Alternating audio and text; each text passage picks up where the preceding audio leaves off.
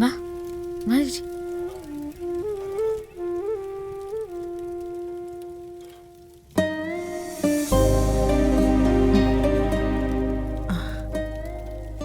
ആരാ മോളെ കൂടെ? ചേച്ചി അവിടെ ഇരുന്നോ. ഇരിക്ക ചേച്ചി, ഇരുന്നോ.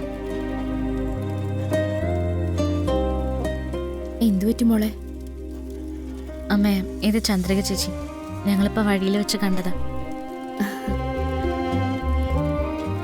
ചേച്ചിക്ക് ആരുമില്ല. കാര്യം എന്താന്ന് വെച്ചാ,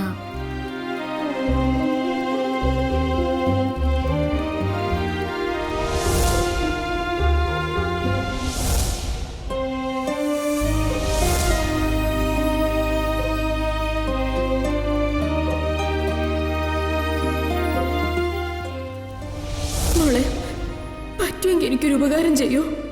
എന്താ? എനിക്ക് എവിടെയെങ്കിലും പരിചയമുള്ള സ്ഥലത്തൊരു പണി വാങ്ങിത്തരുമോ, വേലക്കാരിയായിട്ട്?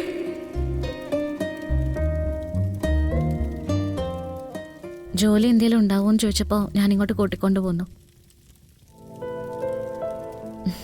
ഇവരുടെ കൂട്ടത്തിൽ നിർത്താമല്ലോ. അതിനെന്താ മോളെ, നീ തീരുമാനിച്ചൊരു കാര്യല്ലേ?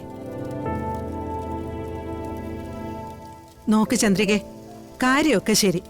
ചന്ദ്രികയുടെ കഥ കേട്ട എല്ലാവർക്കും വിഷമം തോന്നും. പക്ഷേ അതുകൊണ്ട് മാത്രം കാര്യമില്ലല്ലോ. ഇവിടെ എല്ലാവരും ഒരു കുടുംബം പോലെ മുന്നോട്ട് പോവുക. അതിന് തയ്യാറുണ്ടെങ്കിൽ മാത്രമേ നിൽക്കാവൂ. അല്ലാതെ കുറച്ചു ദിവസം കഴിയുമ്പോൾ പരസ്പരം കുറ്റം പറയാനോ തമ്മി തല്ലാനോ ഒന്നും നിൽക്കരുത്. അയ്യോ അമ്മേ, അമ്മ സംശയിക്കുന്നതിൽ ഞാൻ തെറ്റൊന്നും പറയില്ല. എന്റെ മോൾക്ക് 3 നേരം ഭക്ഷണം കൊടുക്കാനുള്ളൊരു മാർഗം അതുണ്ടായാൽ മതി എനിക്കിപ്പോ. അത്രേ വേണ്ടു. ആ പോട്ടെ മോളെ, പറയാനുള്ള കാര്യങ്ങൾ നമ്മൾ പറയണമല്ലോ.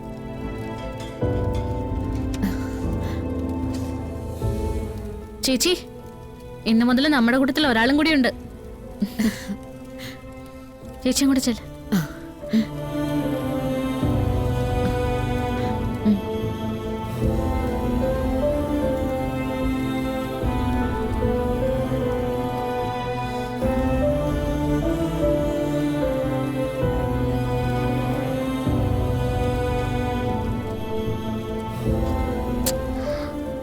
പാവാണെന്ന് തോന്നല്ലേ? നിന്നോട്ടെ മോളെ, നമ്മളെ കൊണ്ടാവണത് നമ്മൾ ചെയ്യുന്നു, അത്രേ ഉള്ളൂ.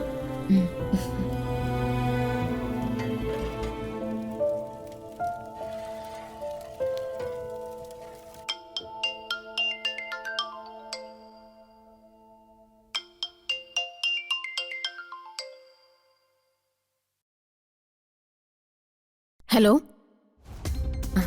ചന്ദ്രികയാണ് മാഡം. ആ, എന്താ ചന്ദ്രികേ? പ്രതീക്ഷിച്ചതുപോലെ നീ ആറ്റുവാശ്ശേരിയിൽ എത്തിയോ? പ്രതീക്ഷിച്ചതിനേക്കാൾ നന്നായി എത്തി മാഡം. എന്റെ കഥ കേട്ട് രാധിക കരഞ്ഞു. മിടുക്കി. ഇന്നു മുതൽ ഞാൻ ആറ്റുവാശ്ശേരി സദ്യയിലെ ജോലിക്കാരിയാ. ഓ, വെരി ഗുഡ് ചന്ദ്രികേ.